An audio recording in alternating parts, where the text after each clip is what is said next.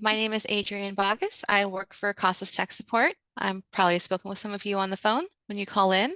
I will be presenting first, and then I will be followed by Oscar Peña. Oscar, would you like to introduce yourself? Yes, thank you very much, Adrian. I'm Oscar Peña. I've been with Casas for over 8 years. I probably have spoken to you as well. Just to a quick overview of what we're going to be doing right now, if I may. We're going to be doing the TOPSpro Enterprise, which is an overview of TE. We're going to stay basics. We're going to cover listers, reports, users, and so forth. There will be a document that I'm going to be placing on the chat box that covers all the items that we're going to be doing. Adrian's going to be covering items 1 through 5, while I cover items 6 through 8. The last item on 7, it will be for submissions, California submissions. So those agencies that are not California, they're welcome to leave at that point. Please know that this training will not generate any certification for uh, data purposes. Thank you. Thank you, Oscar. Okay, I am going to go off video and I'm going to share my screen, make sure everybody can see it. So what everyone should be seeing right now is the eTest Online. It should have 2 green icons saying take a test under secured, take a test secured. Is everybody seeing that? Yes. Okay, good, thank you. So when you're getting ready to launch TOPSpro Enterprise, the first thing you have to do is install it. And what we're going to do is you're going to go to etestonline.org. And this is based on your server. We're going to be using Rolling Hills today. I'm in the Rolling Hills server. But if you have a California server, this would be CA, eTest Online. Washington has their own separate server. If you're global, you're just etestonline.org. So make sure that you're logging or going to the correct browser for your server. As you can see, you'd be brought to this page. In the top left-hand corner, there's the Install TE Client. This will install TE Client to your computer. And when you're done with the install, you should be brought to a screen that looks like this. This is your login for your TOPSpro Enterprise. And again, you want to make sure that when you're logging in, you select the correct server. We're using Rolling Hills as a simulation server. We recommend that if you want to experiment with anything within TOPSpro Enterprise to use the simulation server because it resets every night and you really can't break anything or mess anything up in it. If you have California, you'll select California. We have global, Washington, Alaric, and Miami. If you're using the simulation server, the agency ID that you want to put in is 4908. The user identification is administrator and any number 1 through, I believe it's 60. Today I'm going to use 1 at rhas.org. The password for this particular server is admin, all lowercase, and then you just connect. When your TOPSpro Enterprise opens, you're going to see this start page. And what's on the start page is just some quick references. You have your shortcuts, your most recently used listers or reports that you have run will be located here. You have My Reports, so if you select that option under Reports, which we will cover, those would be here. So just a quick report that you can generate. We have state announcements, so depending on your state, you will have an announcement here. CASAS announcements. Now, these are older announcements because this is a simulation server, but this will tell you if there are any deliverables that are coming up, if it's time to, like with the end of the program year in June, there would be an announcement to replicate your e-test sessions, and that announcement would be here. If your agency is so inclined, they can put announcements here. They can say, meeting on Friday. Same for your individual sites. Alerts and notifications, you notice we just had a new build on September 21st, which is today. So we're on to build 6. And you would just click on here. It'll tell you all of the notes and what has been updated. If you're pretty used to using TOPSpro Enterprise and you don't need to see all of these announcements, or you just feel that this page is clunky, you can either click the red X here to hide it, or under your view, you can unselect the check mark and get rid of it that way. Up here on these tabs, we have our TOPSpro Enterprise tab. This allows you to lock your screen if you have to walk away, disconnect, again, if you have to leave, it just disconnects, change your password, and exit, and other options. We have our view. Again, the view, this is where if you would like that start page, I can bring it right back, or I can get rid of it. I can see my dashboard. I can make my font size, my screen size, small, normal, or medium. Right now we're on normal. As you can see, medium makes the font a little bigger, and large makes it even bigger still. We're going to stick with normal for today. That is your view. Under organization, let's see, I'm missing something. Oh, I'm sorry. I forgot to cover options. Under TE options, these are general options that you can set for your TOPSpro Enterprise, how you want it to look. Inactive timeout, you can have that be whatever you would like, meaning after 30 minutes, TE will disconnect you and you'll have to sign back in. Your on start page, again, I can click this and click OK, and I'll never see that start page again until I enable it. This shows you your warning for your WTU. So if you've ever had that pop up that states you're under your 500 limit or 300 limit, if you want to change that warning, you can here. Edit view, we usually ask that you leave this by default. It's pretty much set up the way that TE should be. Listers, you can customize your listers here if you would like. You can, hide program years older than or show all.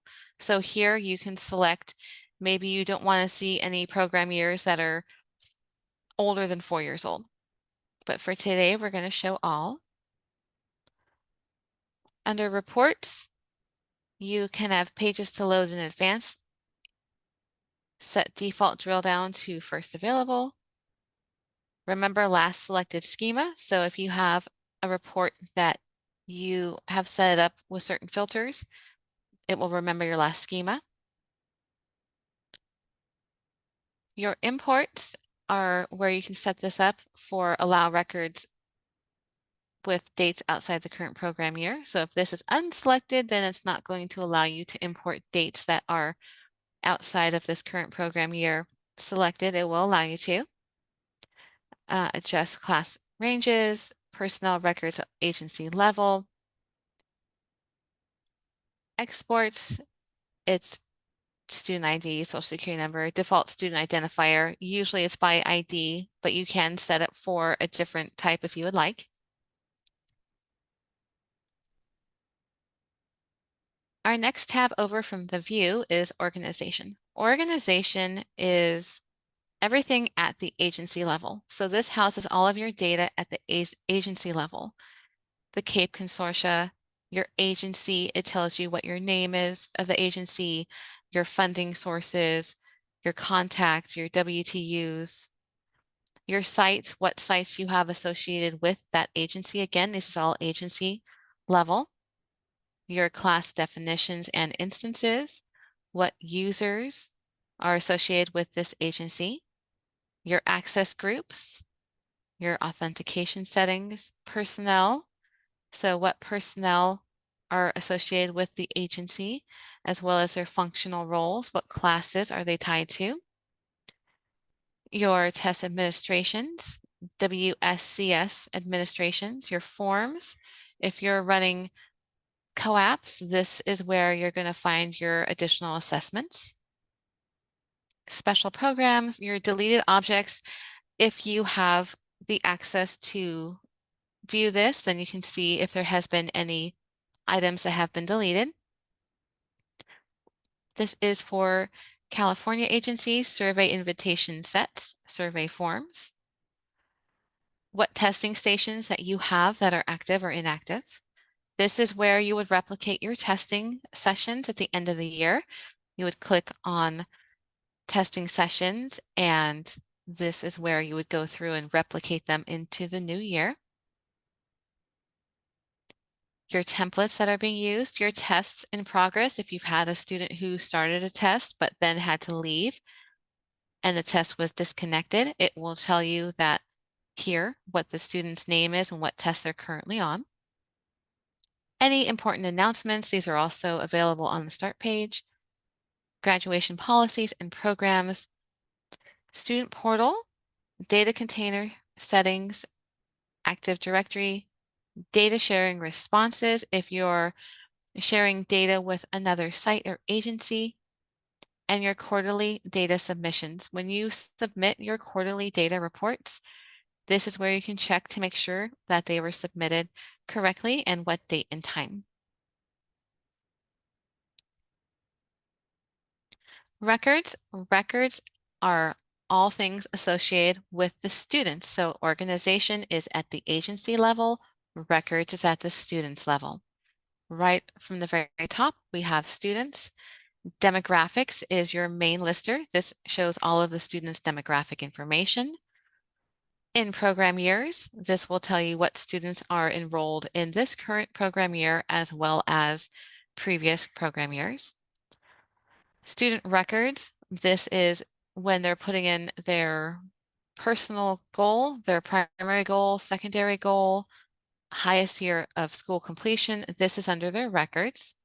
Any documents that have been uploaded for the students, and the data sharing request. Again, if you are sharing data with another agency and a student has come to your agency from there, you can see if there's a data sharing request for that student.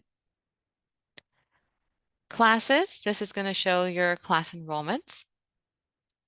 Your records for that class, records are records of attendance, so how many attendance hours the students have.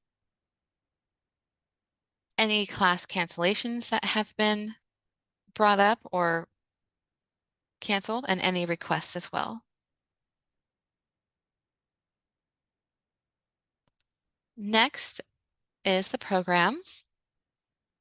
The programs go over your program enrollments as well as your program records. Program records are who completed, who is still retained, what updates have been done at the program level.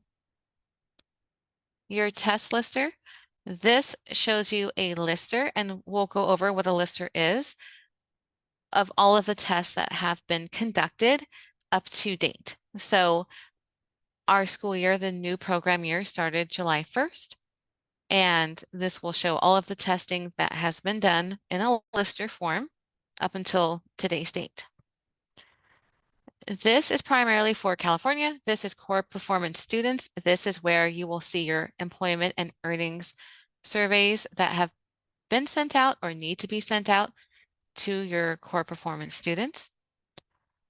Again, for California, your invitations that have been sent to your students for the survey, your survey responses, graduation.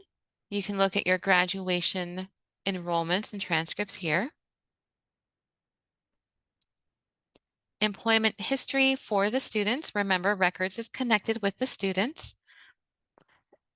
And places of employment. So if you're tracking that, it'll tell you, their history and where they've been. Next tab over, we're going to cover reports. This is where you can find all of your reporting to find your data.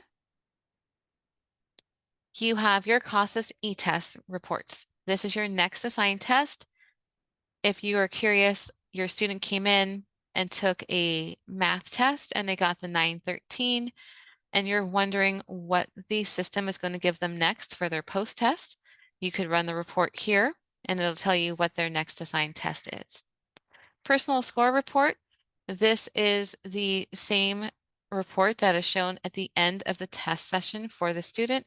It's a breakdown of their NRS level, scale score, and a brief description of what that means, what their level is. Your test administrations. If you're curious how many web-based test units you have left. You would run your WTU balance report. A test score overview at the agency level. So this just kind of gives you an overview of how your test scoring is going at the agency level. Your content standards by NRS level.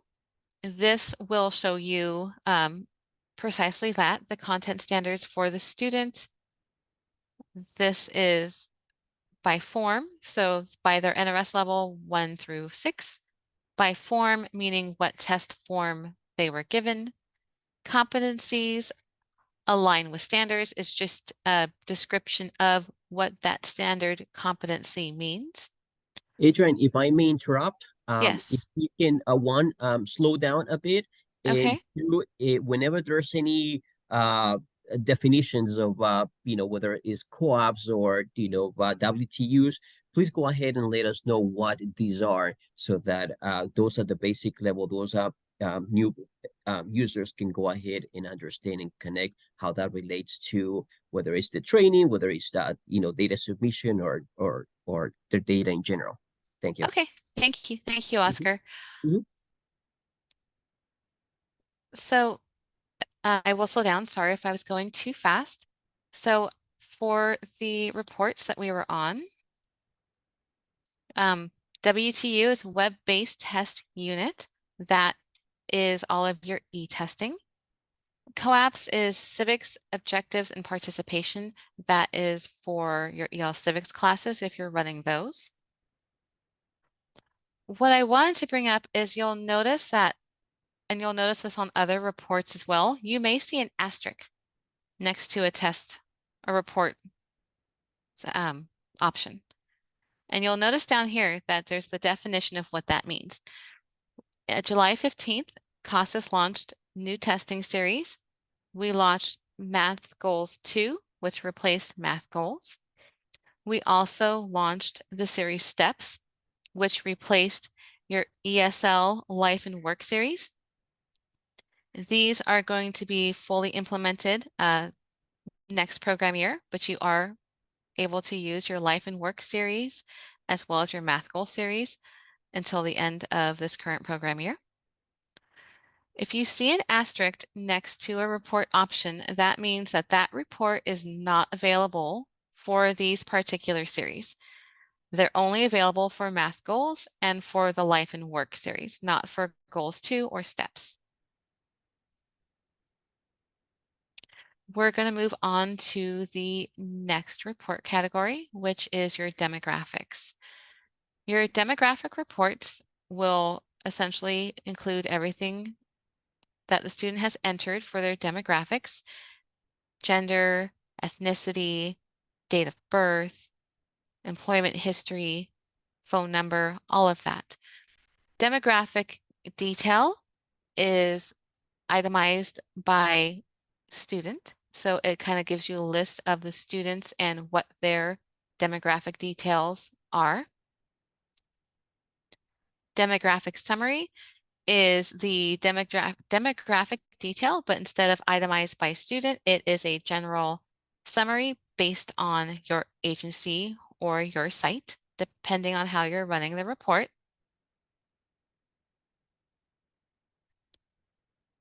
The student total hours, or I'm sorry, total student hours. This will give you a report by individual students and let you know how many hours they have based on your time parameters.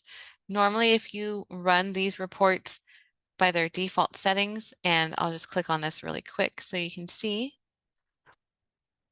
If you ran just by its default settings, it's going to run for the current program year, and it's going to run from the start of the current program year, which is 7/1 up until today's date.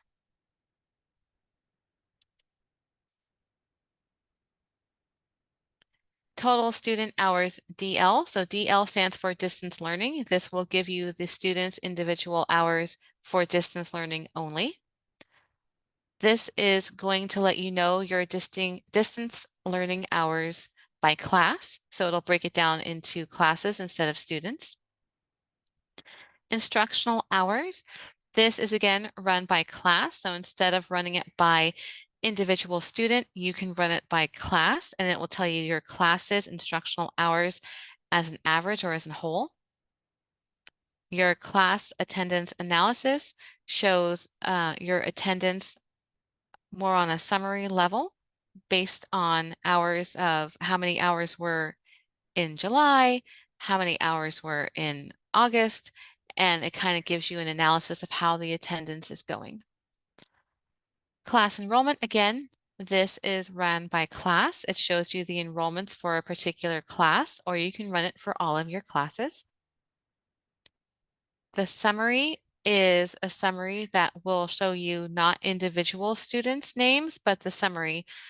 Class 302 has 50 students in it, whereas the enrollment will show you class 302 and each individual student enrolled in that class. Hours since last test will run a report that shows you precisely that. How many hours has it been since the student took their first test till now? Monthly attendance is good for if you're wanting to see how your students or a particular class are doing as far as popularity or attendance. You can run this report. It will break it down by month and by day. So it will show July and it'll show what days in July that student had attendance or that class had attendance.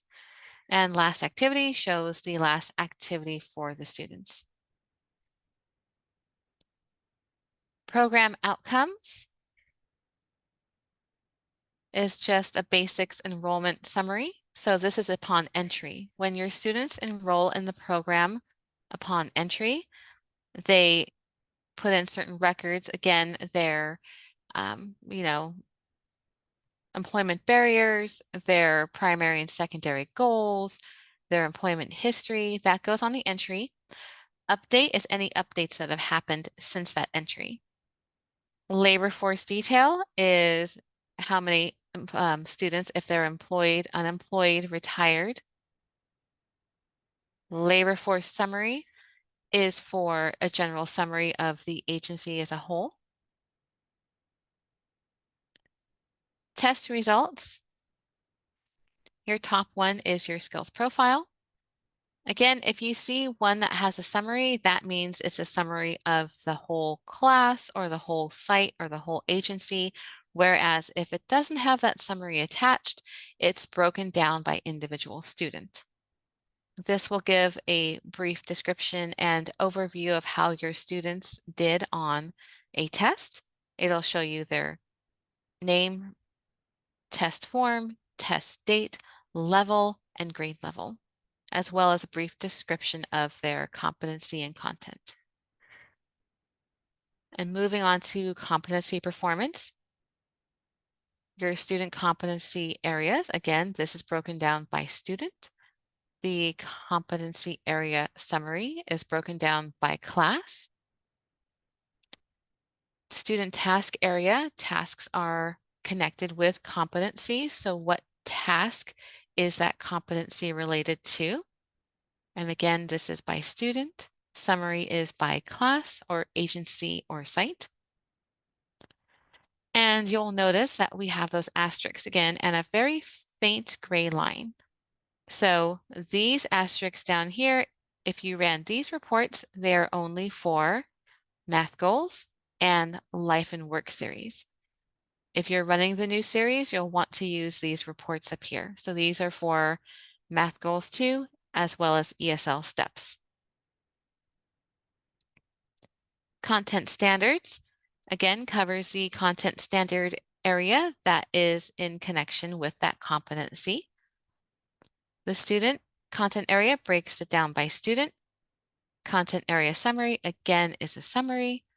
It's a little gray line, and you'll see those asterisks again. Learning gains.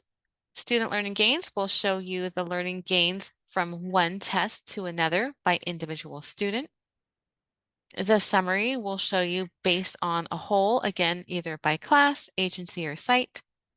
Learning gains comparison is you can compare from one year to the next or from one class to the next. Test responses, again, this is not available for Math Goals 2 or STEPS, and this can only be done by class profile. So class profile will show you what students are in that class and what their responses were as a general, as a summary to the test questions. So it will list a report of the questions 1 through 30, and it will give you the general responses and correct answers to those questions based on the class. Test history. The student test summary is the student's test history. If you run this report for a particular student or all of your students, it will show you the student's test history for their enrollment in your program. So if they started in 2019, it'll show you their summary all the way back to there. This is an overview of the test scores and shows mainly the scores and not so much detail. And again, the summary is based on the class, agency, or site. Consumer report has your consumer skills profile. Graduation reports, if your agency is using the graduation records and running reports, this will give you your graduation program detail, summary, graduation class summary, student graduation activity, and student transcripts. Data management, here is where you're going to run your reports for your NRS data integrity detail, which will give you the detailed information on your NRS data integrity report. This is the one that you submit for your quarterly data submission, and this just gives you a more detailed look at that NRS data integrity.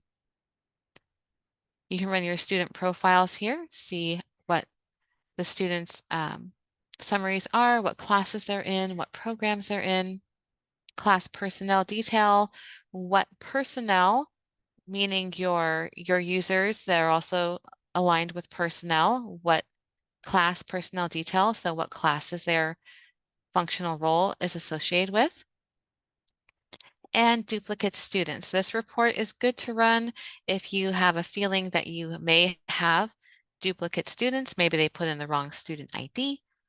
Maybe they put in the wrong name, but it's the same student. Your state reports. So for California, this is for California only.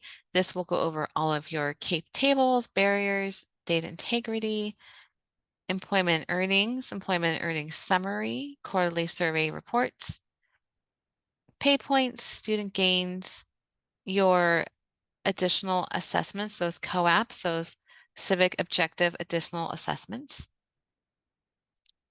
You have your static statewide reports as well for California. Federal reports, this is where you can run your NRS tables 1 through 11 that give you very good detail about what information is missing, what students have a gain, have a paired score. This is your period of participation audit, or POP. If you ever hear us say the word POP, that is the period of participation for the student. Your periods of participation statistics, NRS tables monitor. So it will essentially show you all the tables, not just 1 through 11. And you can, again, view your data at a more drilled down level and see what needs to be corrected and how your performance is going. NRS performance, how the students and the agency are doing as a whole. NRS persister, NRS barriers to employment. The core performance population, that is for employment and earning surveys. And then your WIOA 2, these are all for employment and earning surveys, which are currently in California. And so your agency may or may not be doing these. Then you have your ad hoc NRS tables and your ad hoc NRS cross tables. Your report locator wizard, let's say you have a report in mind that you want to run. You want to run an attendance report.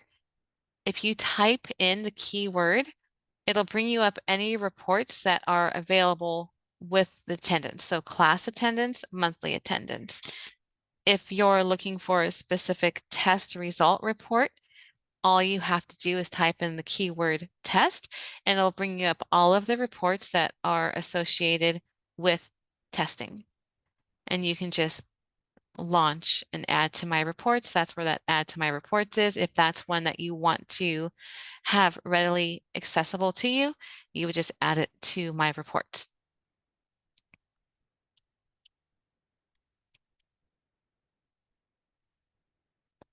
This is your dashboard resources, percentages of paired scores. So how many students have paired scores, students by category, drop reasons. So if you want to see what is the main reason that your students are dropping, your NRS performance dashboard. So that is your NRS performance, but more on a dashboard report. So it's much more of a summary, and your test administration. Ad hoc reporting is if you want to create a certain report with a certain filter. This is where you would do your ad hoc reporting.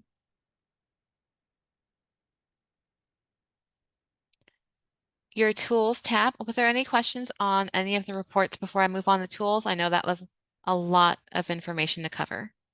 No questions regarding the report. Okay, thank you, Oscar. So your tools tab is where you're going to find all of your tools, all of your wizards. Scanning wizard, if you're using a scanner to upload your test scores or your demographic data into TOPSpro Enterprise, this is where you're going to run your scanning wizard. Third-party import is where you're going to run your third-party imports from your third party to TOPSpro Enterprise, and that will be covered later. Class replication wizard, if you would like to create all of the same classes from last program year, you could do that with this wizard.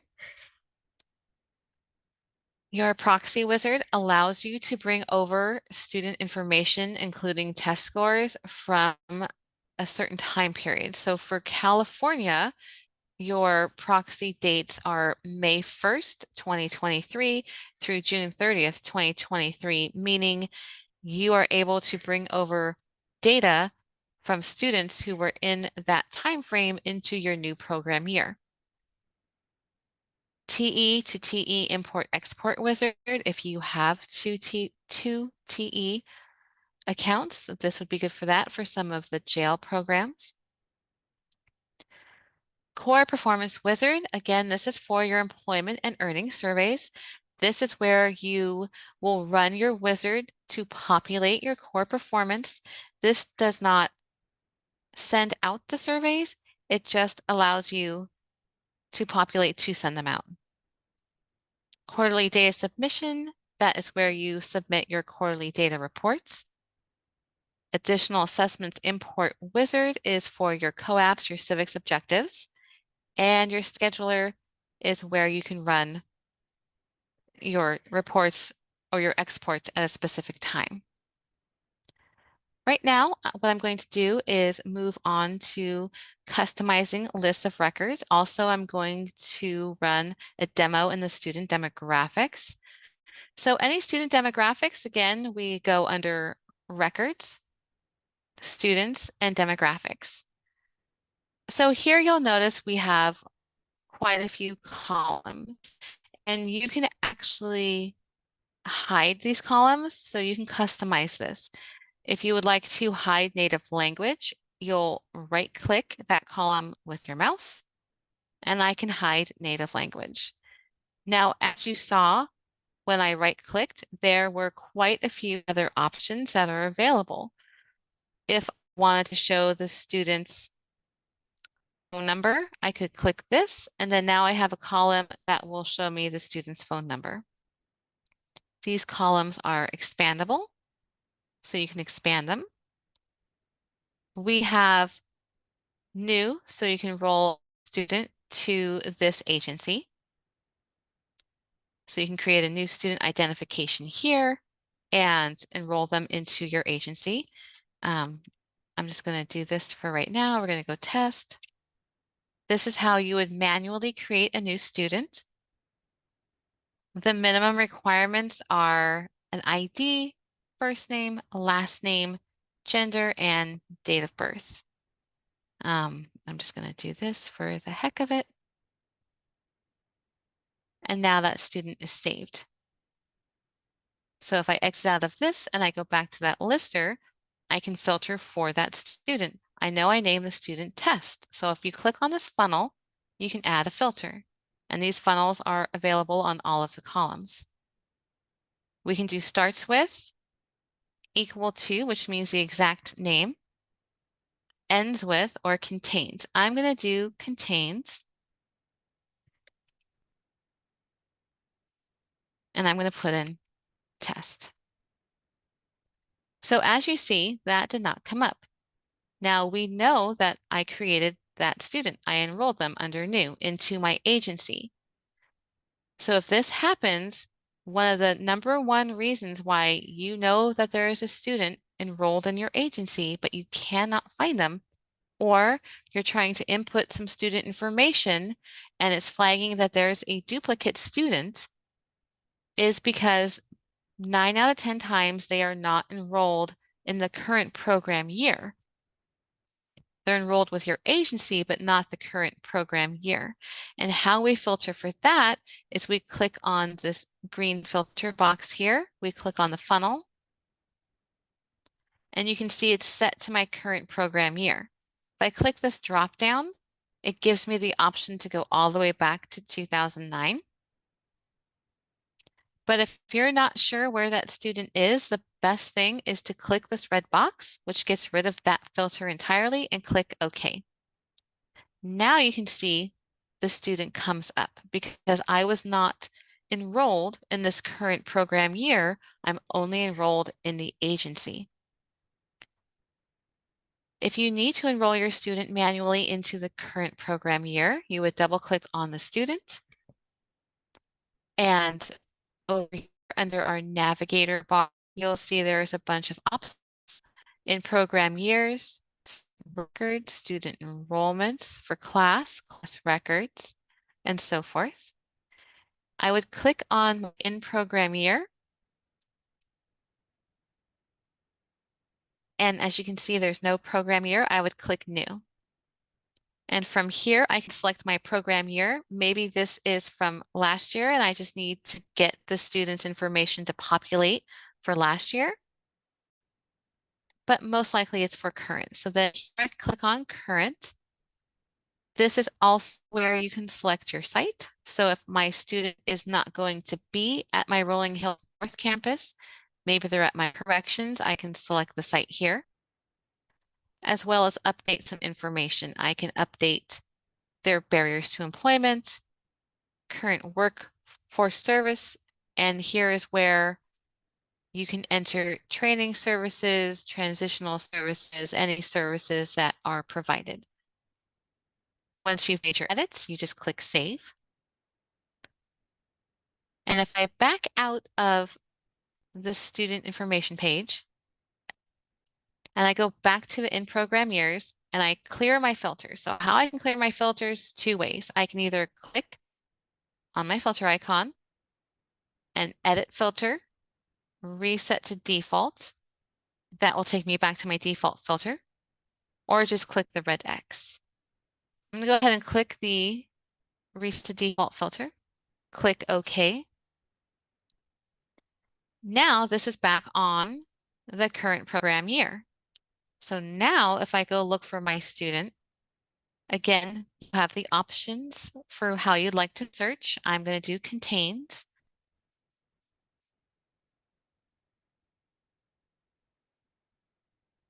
And then the student comes up. And you have these funnels, these filters under every single column. So if you want to search by, again, a certain ethnicity, a certain gender, you can filter, click on the little funnel, and it will show you the filter. It'll show you your options. Also, you'll notice that you have these little arrows here. So maybe I want my names to be alphabetical from A to Z. I click the little arrow up, And now my names are from A to Z. And if you want to reverse that, you would click the arrow again, and then it's going to go from Z to A. Same with your student ID. You can have this go in numerical order, as well as your birth dates, genders, and so forth. There's a lot of filters. So we know that new enrolls them into the agency. Enroll, this is going to enroll them into a site. So this is where you would select your student and you could put them into a specific site if you wanted to. These are your sites. As you can see, 4908 is your main agency. So we're seeing everybody at the agency level. If we click this drop down, this is where you can see it by site. So if you have students that are connected with only a specific site, then this is where you could filter out for them. Again, here is your filter icon where we found the current program year. And there is a plethora of options here. This is your current program year, but if you click on these little plus symbols, it populates so many more filter options. You can filter, this is on your columns, but you can do more drill down and filter here as well. You can do also by program records or class enrollments or program enrollments. So if you wanted to see your demographic students for only a specific class, you would click class enrollments. As you see, there's a little plus sign that populates.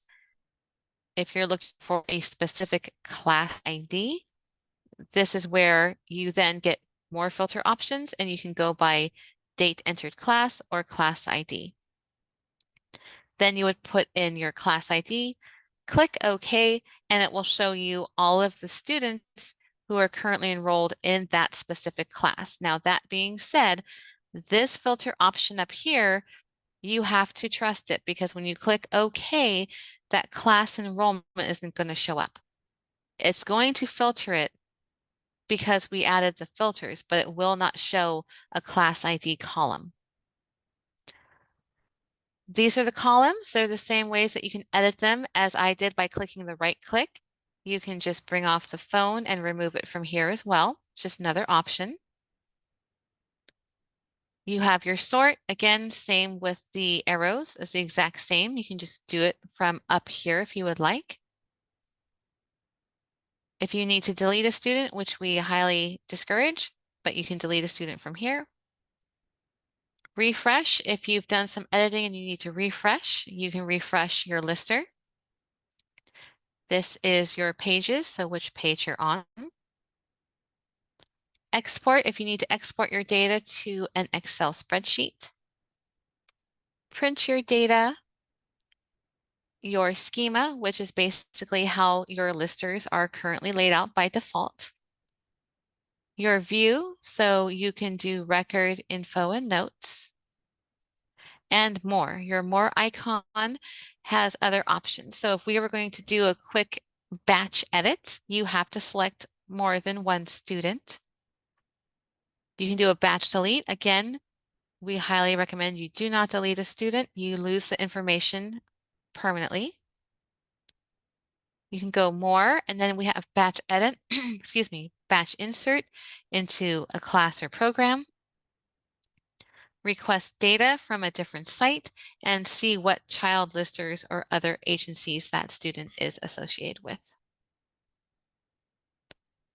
So that ends my time for going over the general TE overview for the tests and some demographic information. Oscar, was there anything you could see that I missed? No, it was covered. So yes, yes. Okay, perfect.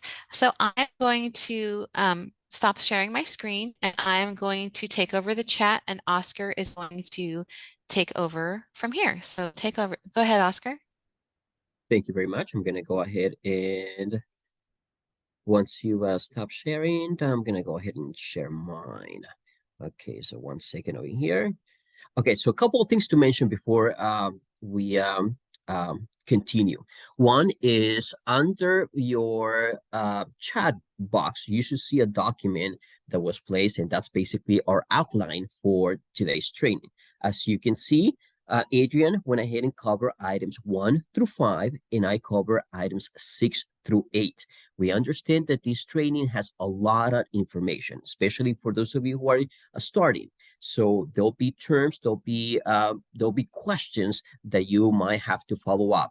If you need to follow up on any questions, perhaps these are questions that are specifically to your agency, please go ahead and send us an email. I'm going to go ahead and put that on the chat, as well as there you go. Thank you, Adrian, as well as the link for any other trainings that you would like to take, whether these are this same training or any other related CASAS trainings or any other data submission type of trainings. So that link is placed there in the chat box, and we try to give one of these trainings once a month towards the end of the month. Usually it's the last Thursday of the month or around that week. So you can go ahead and sign up for the next training. You should see it by going to that email address. Or I'm sorry, that URL. All right, so let's go ahead and continue. So we're going to go ahead and pick up from step 6, adding records manually.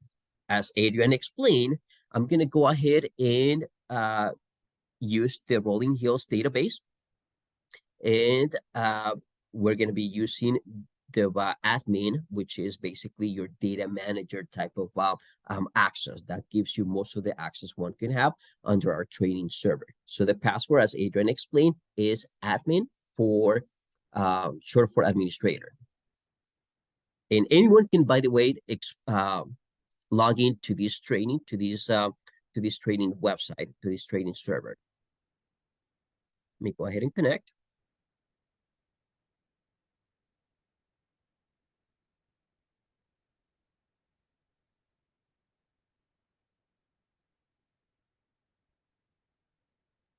All right, very good. So we're going to go ahead and close our start page. As Adrian explained, the purpose of this start page, it's basically just to see the announcements and any shortcuts that you might need. So we're going to go ahead and close that. So question, and this is just more of a general question that I want you to ask yourself. How does the agency bring your demographic data? Is it through an import? Is that import through a specific third-party application, or perhaps are you using a template? Templates are basically a file that we provide for an agency to import data into TE, or are you doing it manually? Meaning, as Adrian, did a quick demo, you're basically going to TE, creating that demographic record by hand.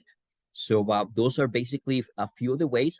You have scanning as well that you can do it, and some of the information can be imported through eTest. eTest is our basically our importing. It's our testing application. I'm sorry. All right, very good. So we're gonna go ahead and add a site. What is a site? The definition of a site is a location away from the main building. So you have your main building where you hold your classes, you hold registration, perhaps. Any other sites that you are to have, you can go ahead and assign a site. So this is just for structure purposes. It's not mandated, but it's there available as a tool for you to use.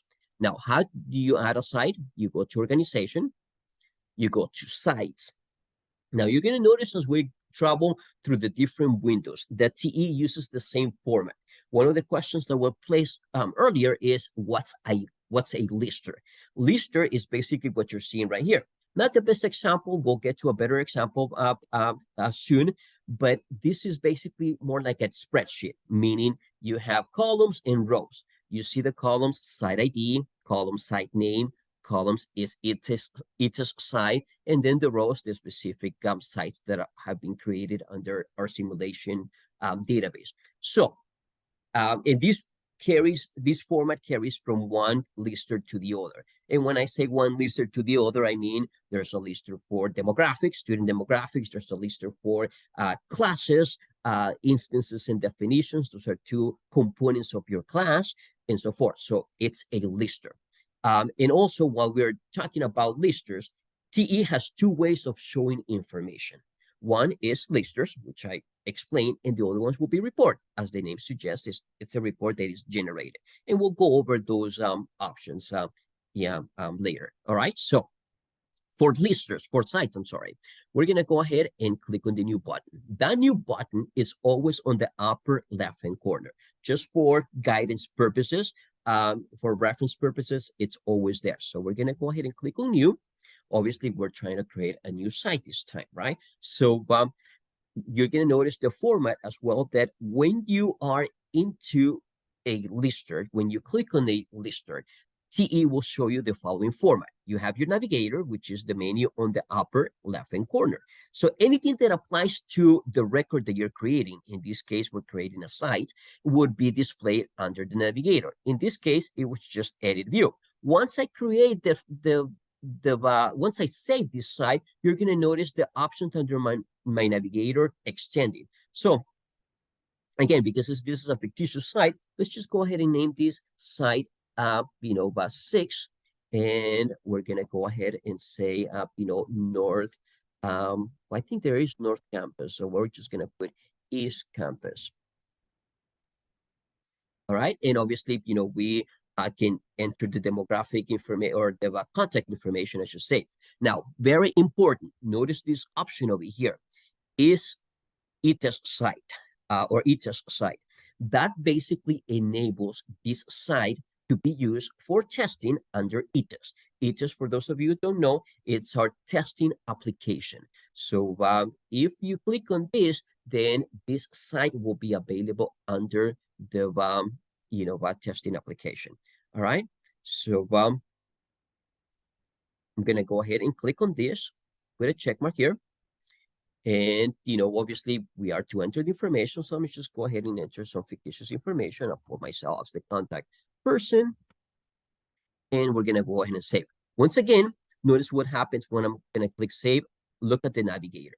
So once I click on that save, now any information that is related to the site, because this is the current record we're creating, is displayed under my navigator. Whether there's a subsite, whether it's class definitions, class instances, two very important components, students that are registered in the particular year, and so forth. So these are the options that one has. And again, TE uses the same format for any records that we are to create. All right, so we're going to go ahead and leave this as it is. We'll follow up on class definitions and instances because those are two important components. But just for the purpose of following our outline, I'm going to go ahead and switch now to adding a user record. All right, so I'm going to go ahead and close this. One more thing to mention. Notice that as we keep creating, you're going to notice as I'm demoing things, as I keep opening windows, TE will create, a trail of tabs that will go along your window over here. So it's just a matter of you closing those. Those are important because if you want to go to your previous step to what you were doing before, in this case for me was creating a site, I just have to click on the tab that is located to my left. Now, if you were to have multiple tabs and there's a lot of tabs and you don't want to close them all, here's a quick shortcut. If you click on that page button, which is located on the upper right-hand corner, when I click on this button, notice that my top option is close all pages. So if I do that, all the pages get closed. Obviously, if there'll be any information that is in the midst to being inputted and is not saved, the system will go ahead and ask you if you want to save it before closing. All right, so this is a quick tip for when you have so many pages or tabs open. All right, so now next step will be looking at your outline. We're gonna do a step C, that is under 6C, C as Carlos, demo, add and manage users. So we're gonna go ahead and add a user. What is a user? A user is what the data manager creates under your agency. Who's the data manager? Well, the data manager is assigned to the agency at the point of the agency being set up. So there is one data manager, and then that data manager is responsible for the data and is responsible to create for creating any other accounts, whether these are, TE admin, which are the next level higher, or these are proctors, coordinators that are going to be testing. There's multiple levels. So we'll see that next. So to create that user, we're going to go to organization and users, organization and users. Notice again the format that TE uses. This is again, it's a lister. So this is a better example of a lister. Again, it's like a spreadsheet type of format where you have your columns and your rows. So, and notice how that new button, again, it's on the upper left-hand corner. Notice that TE right now has this fictitious server has 369 users. I can see that number by looking at this count over here in the middle upper side of the screen. Notice that within that, we have data manager. So if I am to click in between these or hover in between these two columns, notice that my cursor changes to this arrow with left and right, markings. So I can expand this column by clicking and dragging, and I can see that there is a data manager. Obviously, the name has been given, admin basics. So, but there is a data manager. So if you were to, if you would have access to your users, that's depending if your data manager gave you that access, you would go to organization and users, expand that access group column, and see who's the data manager under the under your agency. All right, so we're gonna go ahead and create a new account. So we're gonna click on new. Notice the same format that I was explaining before. Here's your user information for that account. Once I create that information, you're going to notice that under my navigator, I'll see more options pertaining to the user account information. All right, so I'm going to go ahead and just do a fictitious record of myself here. So we're just going to go ahead and say, usually account, what Casas recommends is to enter the user's email. We're just going to go ahead and enter our tech support email. So tech support at casas.org. All right. So at this point, the system will require to do a password. This password, it's a temporary password, not a permanent password, because this is the password that the user is going to go ahead and reset at the point of logging in. So I'm going to go ahead and just set, we usually recommend to use the user's first name, so to make it easier for the user, because the user is going to go ahead and reset that password. So I'm just going to go ahead and put Oscar all lowercase. For the password over here, just as a note, it does not take caps. So it's not caps up, sensitive. So I'm just going to go ahead and retype Oscar, again, all lower cases. Now, then you have the roles and groups. So these are just basically different ways of giving access to the user. So I'm just going to go ahead and assign this user as a TE admin. So TE admin, again, is the second highest level a user could have. And then I'm just going to go ahead and enter some basic information. I don't need to enter everything. The basic I will need is to enter what I'm showing over here, first name, last name, and email. So again, I'm going to go ahead and I can just go ahead and copy this and paste it under email. All right. So I'm going to go ahead and save it. And if I am to open TE, some of you don't know, but you can have multiple instances of TE open, especially if you have two screens and you are comparing records, or you want to see two records matching side by side. You can have two instances of TE open. So let me go ahead and right click over here and click on TOPSpro Enterprise once again.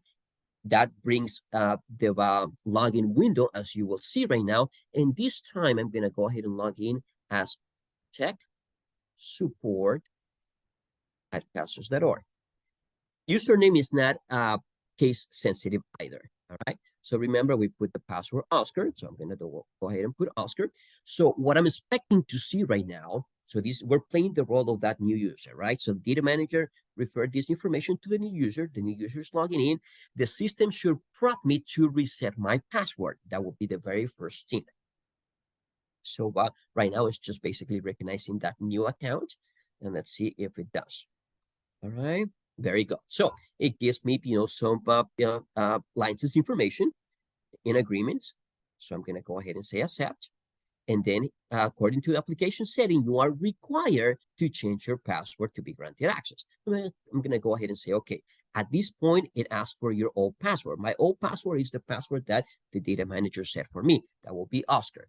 The new password is whatever password I want to set next. So this is the point where the user gets to put their own password. One note to make over here is that the password field is not saved under the user account. Neither tech support, neither the data manager is able to see that password. That is for security reasons. So it's always good to have a password that you can relate to, that you make a note.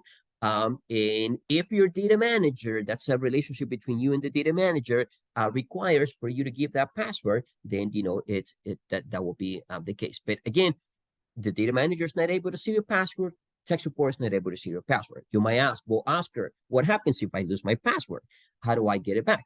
The only way to do so is to reset your password. So you will go through the same process, and the system will ask you for your old password once again, and then your new password. All right, so for new password, let's just go ahead and say 123. All right. Not the best password. Notice that the system is telling me that the password strength is weak. Now, is it required for you to enter one that it's, complex? It is recommended, but not required. All right, so the system would allow you to still save. So I'm going to go ahead and save it. All right, and now the system gives me access as a TE admin.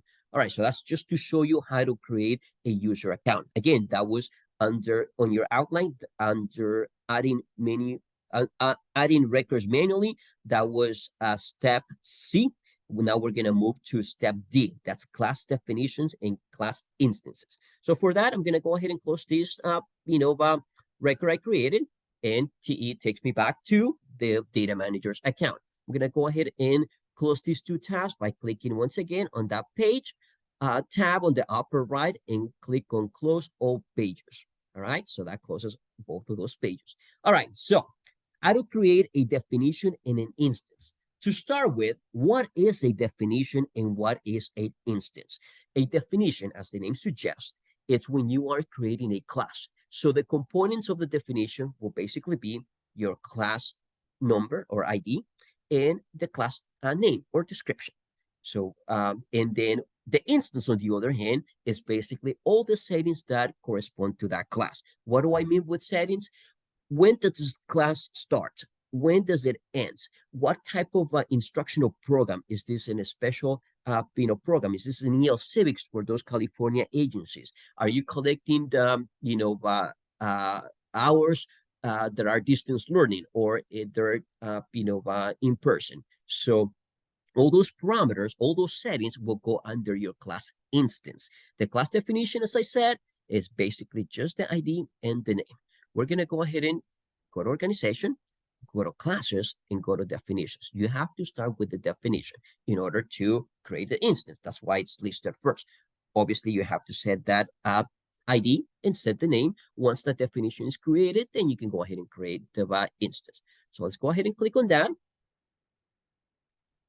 Once again, notice the format that TE uses. You have your list over here with columns and rows. These are the classes that have been created. Just a quick question over here. How many classes do I have over here listed? Can anybody put in the chat box? 218. Very good. So you see that number on the center, upper center of my screen being listed. So it's saying this one record out of 218. If I click on the, record 7, it's telling me highlighting 7 out of 218.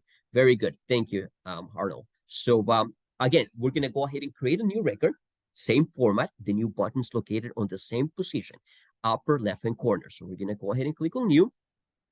Same format. Once again, you have your class definition information here, your navigator. Once we create that class definition, you'll see all the options for the navigator, which you can assume that one of them will be class instance, right? So we're going to go ahead and create this record. So let's just create this record 1, 2, 3, 4. I'm being very general over here. Class description, let's just say that this is ESL level 1. All right, so I'm going to go ahead and click save. Again, notice what's going to happen when I click save. Oh, look at this. It's requiring me for me to put the class under the site level. So this will be one reason why a site is required. Now, to mention, when you are set up with TE, you are provided with one initial site. So you would have at all times, you would have one site to select. If you need to create multiple sites, again, given that you have different locations, then yes, you're welcome to do so. So I'm going to go ahead and select my, North Campus. I'm not going to put it on the East Campus because that's empty. North Campus, I know there's data there. So I'm going to put it under the North Campus and then save. Once again, look at the navigator and see what's going to happen. Boom, there you go. So now I have my class instance, and just as expected, you would want to see class enrollment, class records, teachers to add the teacher to your class, right? So this is a good time for you to add your class instance, because if you don't, and this is another note over here, if you were to close over here, notice that when we created that class instance, there's no mentioning of time. There was no program year, there was no starting date or end date. Obviously, those are components of your class instance. If you were to close this class will not be available to see right away under your lister because there is no time set for this program year. So the system only shows data under the current program year for each lister. So as of right now, there is no date set. So the TE would go ahead and just put it in the background, for lack of a better word here, and you would have to clear your filters as Adrian showed before in order to see that class. It gets complicated. So by all means, go ahead and create that class instance right away. All right, so I'm going to go ahead and click on that new button. Now notice these are all the parameters that my class instance, gives me, starting with the program year. So we want to make that class active, we have to select the program year. So 22, 23, it's, actually 23, 24, I'm sorry, current program year. All right, so notice that once you select that, the system would automatically set a start and an end date for your class. Those are the parameters of your program year. Obviously, the class, chances are, does not, go through the entire year. You feel welcome to go ahead and change the starting and ending date. Just keep in mind that it has to, accommodate any activity that happens within this class, from enrollment to pre-testing to post-testing, and so forth. So, but for the purpose of this practice, we're just going to go ahead and leave it as it is. We're going to set the instructional program as ESL. We're gonna set it, let's say, for those California agencies, this will be an EL Civics class, so it collects EL Civics records, and focus area will be, 231 or 243. Let's just go ahead and say, 231, right? So notice that in addition to that, you have many other settings. Are they required? No, they're not required. The only thing that you want to enter will be whether you collect, distance learning hours, which you see the selection over here under intensity. I'm circling over here. Notice that you have the hours per term. Those are hours. And you have the minutes for the class, and then, it breaks it down whether this is distance learning or this is regular in-person hours. So that will be one that I would recommend for you to enter. Other than that, the rest, it's informational. It's for record purposes. It's good for you to enter, but it's not required. All right, so we're going to go ahead and save this class. Once again, I'm saving this class, and now it gives me the opportunity to enter attendance. So you see how the breakdown goes. It goes from a parent record, this is what we call the higher level, to a child record, meaning a record that is dependent of a parent, right? So all you're seeing over here, these tabs basically are your child records. My parent record basically was my class definition. So now you see the the relationship between that class definition and the class instance. All right, so that's basically step D under section 6, I'm sorry. Now we're gonna move to section E, and that is demo steps to add student records. All right, so we're gonna go ahead and close all those tabs. Once again, I'm gonna click on my pages tab on the upper right-hand corner and click close pages. All right, so we're gonna go ahead and add a student record. Adrian kind of went, over some of the steps to do that. So you might, find some of these being familiar. We're gonna go ahead and click on records. Then we're gonna click on students and demographics. You might ask yourself, well, Oscar, how do I know where to go when creating one record or the other? When creating a class instance or a user versus creating a student record? How do I know whether it's, organization and records?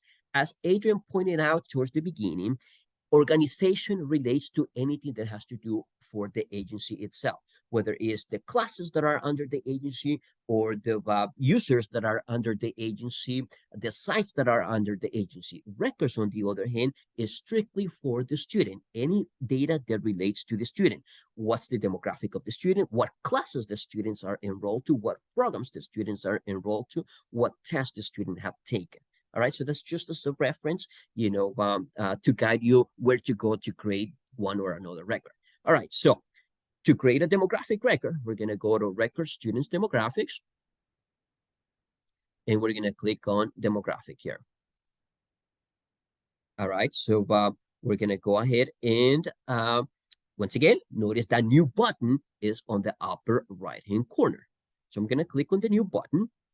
And this time I have my student information window. Lots of information, as you can see, and I have my navigator located on the upper left.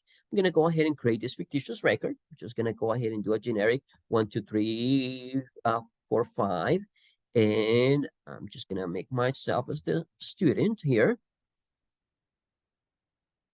I'm going to go ahead and enter, some basic information. Let's just say that I was born today,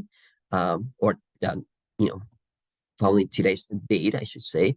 Let's just say that, 19. I don't want to give my, year of, uh, being born or anything. So I'm just going to go ahead and save the record. Notice that there's additional information here. You have the education, you have the ethnicity, language, all this information. It's important to enter, especially if you're doing any demographic reports. It will be important for you to enter this information. Is it required to save? No, it's not. You can always enter it later. You can enter it, in different ways, in different other ways, through, an entry and update, which those are additional records that can be entered through e-test or an import export. All right, but for the purpose of this exercise, we're just going to go ahead and save this basic information. Now notice what happens. Once again, now the system gives me all these options that are related with the creation of a student demographic record. In program years is important. That basically tells you when the student is active. Remember how I said when we created the class definition? And if you do not create that class instance right after, because there's no mention of a date under the class definition, the system will not show that record in the lister. Adrian went over this, in her, a part of the training. Same basis over here. There is no date that was mentioned under the creation of a demographic so far. So this is why you want to follow up and create that demographic, that in program years record. This record gets created automatically if you are to import, if you are to do e-test, but when you're doing a manual, which is what we're doing manually, then you have to create this record as well. All right, so the current record, the current year is 22-23. We're just going to click North Campus. And again, there's many other options over here, but for the sake of this practice, we're just going to go ahead and follow up with this. So I'm going to go ahead and save. I have additional information that is displayed, but I'm going to go back to my previous tab. So I'm going to close this particular tab and notice that now I have a program year. So now if I were to go to records, students, demographics, I can go ahead and search for Oscar. I don't even have to. It's right here. ID 1, 2, 3, 4, 5. So this is what triggered that record to appear under my lister. If I were to not have that in program years record, the record over here, the demographic record would not appear under my listers. Again, remember, anything that appears under listers and reports, those are the two formats that TE uses to show information, has to have activity in the current program year. All right. So we're going to go ahead and switch back to that tab.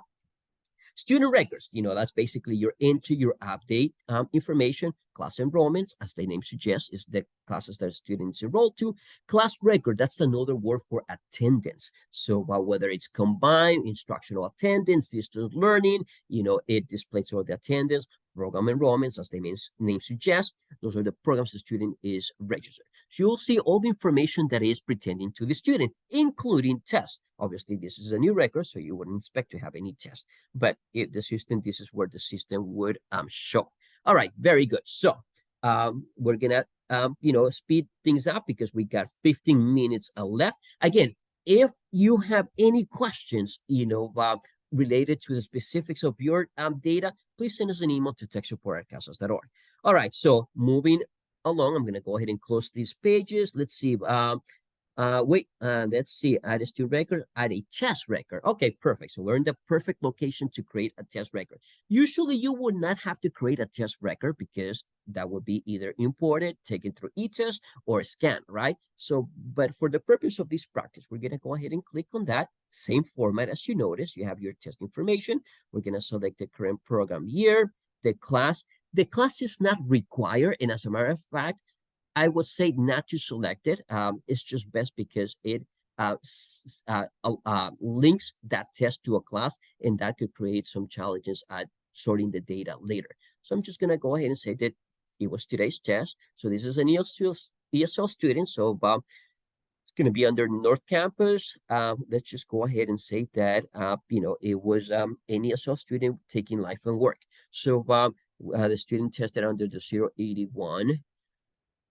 Notice that as I'm entering, the system is trying to guess what I want to type. So it gives me offers that selection, and it gives me the questions over here. So for the purpose of this practice, I'm just going to go ahead and do all letter A's over here. All right. So then if I save, notice that the student gives me the system will give me that score. All right, so now that I save, notice that the score, obviously you have your RAS score 4. So RAS score is basically the total number of correct answers. Scale score is translation of the RAS score. There is no scale score because my RAS score is so low, I went ahead and just did all A's across, that it doesn't generate a score. So that's just to explain what happened there. Okay, but that's how you create a test manually. All right, so last step will be G is George, under step 6, adding records manually. That is demo export wizard. What is the export? So why would you need an export? Well, we're talking about the demographic data, right? So the demographic data, perhaps you need to export it for another database that you might have, and you want, by all means, match what you have, not having two different data that you don't know which one is more updated than the other, right? So you're exporting from here so that you can match exactly what TE has on your other database. So to export, you click on that export button over here. When you click on the export, notice that it gives you different options for exporting. If you're just looking to export for the purpose of your, own database, just choose export. This WIOA here, it's only with the specifications of a WIOA document, which is not usually used. So if you are exporting, usually that's more importing than exporting. But again, exporting with WIOA, those for California agencies with WIOA, that will be the case. So otherwise you go ahead and click export. When I click export, the system obviously opens my window to open. Notice that it saves as an Excel document, but you can go ahead and click on that and export it as a PDF, export it as a CSV file, which those that might know a little bit about databases is your common format for that. But usually perhaps this will be a PDF file. Let's just go ahead and try it like that and save it. All right, so I'm going to go ahead and save that. Now I'm going to go ahead and go to my desktop. I believe I put it on my desktop. There you go, student lister. So if I click on that, there is my PDF document of all the records. If I were to save it under Excel, obviously it will show me the worksheet. All right, so that is how you export. All right, so we're gonna go ahead and close this window, go back to TE. And by the way, if you were to change the columns on your export, include additional options as Adrian showed you before, you can right click on this title bar. And when you right click, it shows you additional options that you have. And you can, have the age shown under your export. You can have, the cell phone number shown under your export, whatever information you want. And then you click export, that information will be exported at that point. All right, so that basically concludes step 6. We're going to switch to step 7, which is TE reports. Identifying report submenu options. That's A, letter A as Apple. All right, so I'm going to go ahead and close my tabs. It's just one tab, so I'm just going to close it over here. All right, so reports. We're going to go ahead and go to the report menu. And, most of the reports that are, required will be teacher data or test data, right? That the teachers will request. So just to do a practice over here, we're going to go to report, test results, and we're going to do a skills profile. And we're going to do individual skills profile. So as Adrian said, anything that has the summary word refers to the class. The tab word refers to the student itself. So let's just go ahead and run it by the class. All right, so I'm going to go ahead and choose a class because otherwise it's going to go ahead and run it by multiple classes. So remember, we are using a fictitious database over here. I'm going to remove the tab check mark to select only the class that I want. So I'm going to scroll down and I'm going to choose, a class that I believe that has some data in it. So I believe this one right here has some data. So let me go ahead and click generate.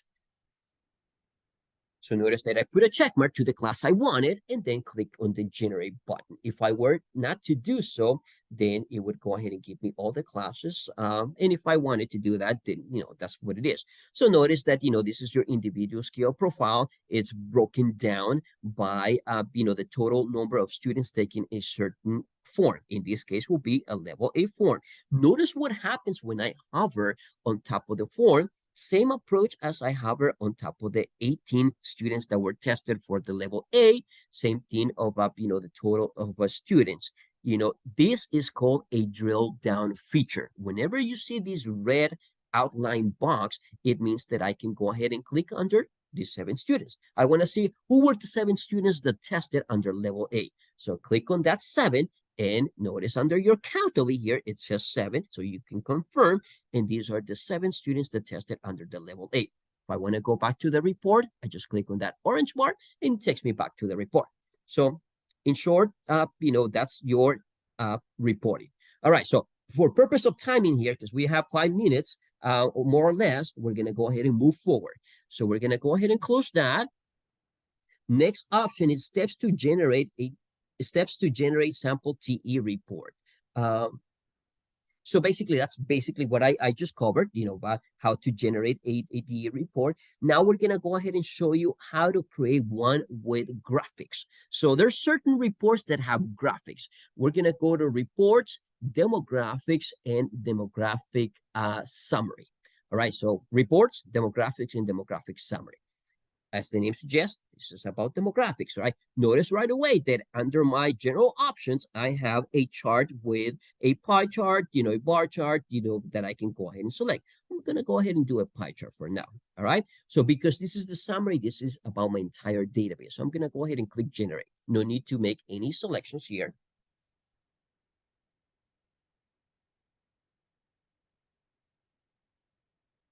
There you go. So now you have the demographic summary report. And just as I showed before, if I am to hover on top of those numbers, it tells me those, students that, have specifically information. Let's say, for example, I want to see which are the students that are under, 40 to 44. That's 72 equals to a 0.92%. I click on it and I can confirm this is the right account because it's 72 records. So these are my students. If I click on that orange bar once again, it takes me back to the report and it's the same thing. Let's just say, this is good for showing, but my data manager wants to see bars instead of pie chart. No problem. You click on layout settings. That gives you some basic info, options of your setup, options that you have. You switch it to bars, click apply, and then it gives you the same information with bars. All right. The graphics are, for certain reports. Not every report gives you graphic, but this is one that would give you. All right. So that basically covers, steps A, B, C for the TE reports. We're going to go ahead and now cover step D. Now, this right here, as I mentioned at the beginning, I'm going to go ahead and close this page. This is specifically for those California agencies. If you're not a California agency, obviously you're welcome to stay. But if not, you feel free to go. You have fulfilled your, training here. Again, remember, there's no certification here. Uh, but the next area we're going to cover will be data submission for California agencies. That is for WIOA in CAPE. All right, so data submission. You are required to submit your data on the quarterly basis. You should have a calendar that tells you all the items that are required. So how do you submit your data? It used to be the case where those of you who have been in the system, for some time, that you will send an email and you create PDFs of your data and send it. Now the system has an automated wizard that would go ahead and combine that information for you. You might ask, well, Oscar, don't you have my database? Why would you need me to send the data that you already have? This is a way of confirming that you are ready for us to see your data as Casas. So when you submit your data, you're basically saying, we are ready for you to look at your data. I am done cleaning. I am done doing my surveys. I am done, by entering all my, by tests or hours of attendance. So now you can see the data. To do that, to submit that, you go to Tools and you go to Quarterly Data Submission Wizard. Tools and Quarterly Data Submission Wizard. So I'm going to go ahead and click over here. You select the corresponding year. So obviously we're under the 23-24. You click Next. You select the quarter that it's selected. Usually the system will kind of for safety reasons would go ahead and restrict you to the current quarter that you are to submit, or any previous quarter, if in case you haven't submitted, which you should be in trouble if you haven't. But notice that the system, it basically it restricts me to quarter one because this is the quarter that we are on. So I click Next. Keep in mind that this is a fictitious data right here, right? So there's just so much we can go far, and this is part of what you're seeing in the message over here, because this is a fictitious database. But just to rehearse the next steps will be the system generating those PDF files that you are to create. You have your core performance, your DIR, I'm sorry, your perhaps your payment points if this is the end of the year, and any other data such as your employment and earning survey, your TE data, all that is included in the background within this information. Again, keep in mind that CASAS holds your information, and really this is more of a symbolic way for you to say, we are ready to submit. Here is a receipt of what I'm sending you. We're both in agreement of what I'm sending you and you are receiving, and we're ready for you to look at the data. So in a short, this is basically how you submit your data. No longer need to send an email. This wizard will collect all your data for the specific quarter and will send it. As the point of contact, if you are the point of contact, it would send you a email say, acknowledging that this was sent. So this will be kind of like your receipt, right? So I'm going to go ahead and click OK. And the very last step will be disconnect and exit TE. That's a very easy step. You just go ahead and click on that top, red X, or you can click on the TE if you need to disconnect for a while. You're, stepping away from your desk, or you can click on exit here too.